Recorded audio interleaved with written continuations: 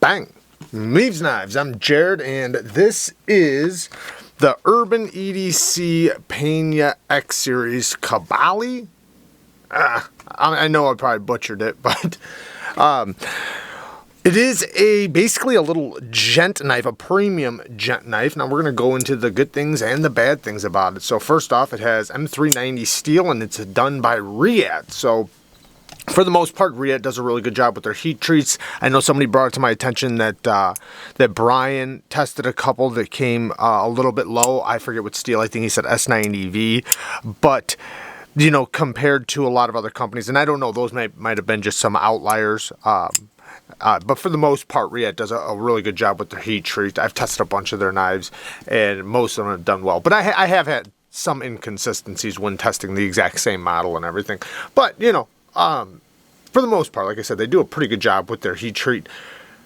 Beautiful satin finish. Then we have the titanium scales with this mill pattern, and you see the dots on the finish. They're actually really deep dots, like almost like little holes, which is pretty cool. And the pattern's really nice, kind of offers a little bit of texturing without being sharp. Everything's knocked down really nice. And then the top flipper on this is executed perfectly. This is exactly how you want the jimping. Anybody that's doing front flippers right now, take note right now. This is the jimping you want. The exact jimping you want on your front flipper. Just like this. It goes all the way up and around, and it's catchy. It's not jimping that you can slip off of. So just putting your finger up to it, it is catching you. And it's very easy to deploy. So this is going to be one that pretty much anybody can use. I don't see how anybody can struggle with this one, just because, like I said, it's so easy. You can use like the back of your thumb back here. You can use the front. You can do the reach over. Oh, that was my fault. Then you can also go over the top. Also because it is executed so well, when you pull it around, the front flipper doesn't hide inside the handle, so you can easily slow roll it all the way around and lock it all the way in place, which is really nice. And the lockup is very strong, very solid. Blade stock thickness is, you know, it is robust. This blade is a robust blade. I don't think that's an issue. However, I would have rather seen a hollow grind on it, but it is somewhat kind of like a Benchmade 940 type geometry, where it's stout thickness, you know, not a broad blade. So, you know, it's a short blade, and then, you know, it's going to take, it's too short of a drop to get down to a super thin edge without a hollow grind. So somewhat of a robust grind, but it's going to cut just fine, especially for what this knife is made for. This knife is basically a gent knife, and it does that very well. So it's going to be a knife you carry, take out of your pocket, open something up, make a cut, maybe slice something really quick, and that's it. So it's not going to be something that you're going to be breaking down your cardboard with or taking on the job site or anything. Ergonomics, though, are pretty good considering it's such a compact handle. So it is something that you can still use in every grip, even though the primary grip is probably going to be a pinch grip. Access to the lock bar is nice and comfortable. They don't really give you much access, but it's comfortable. So I'm not going to complain about it. Works really good. Feels nice and premium.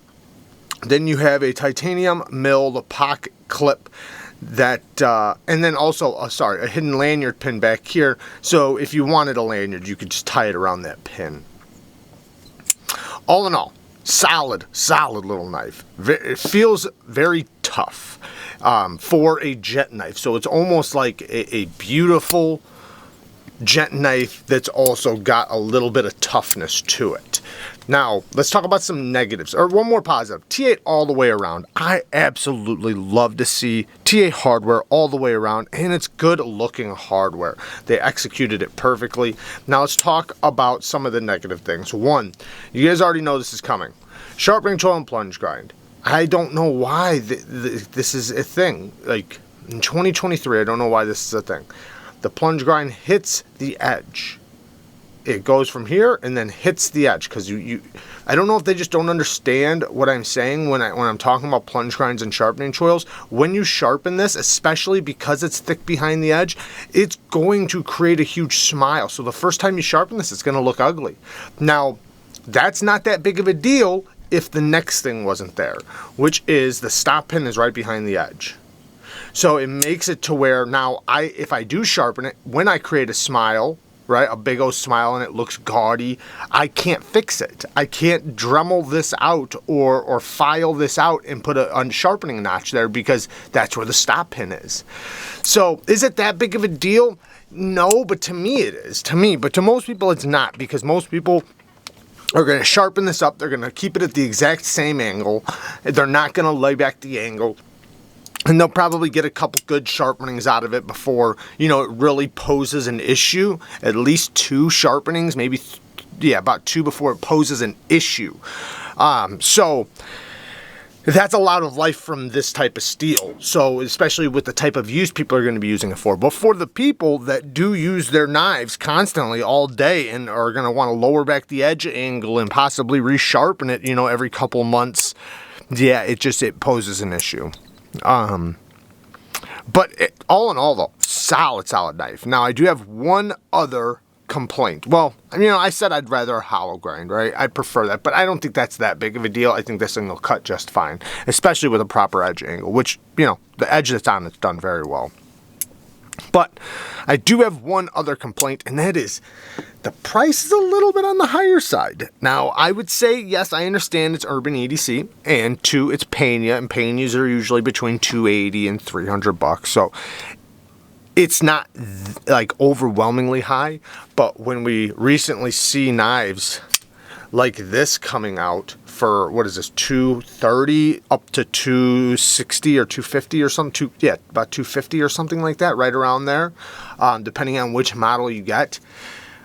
Ooh, and it's done by Reat. It's very, very well done. Now, I get it. This is scroll work, and that does cost something, all that machining and everything, so I get it. But yeah, it just, you know, it feels a little bit pricey for what you're getting. But like I said, it is still in the wheelhouse of what you expect from PENA. So if you want a PENA, you got to pay a little bit of a price, but you're paying a price for a well-executed, good quality knife.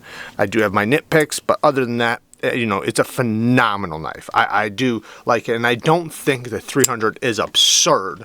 I just think it's slightly on the higher side. But all in all, very, very well done, well executed, you know, aside from my little nitpicks. But there you guys go. I love you guys. Thank you guys for watching. Peace.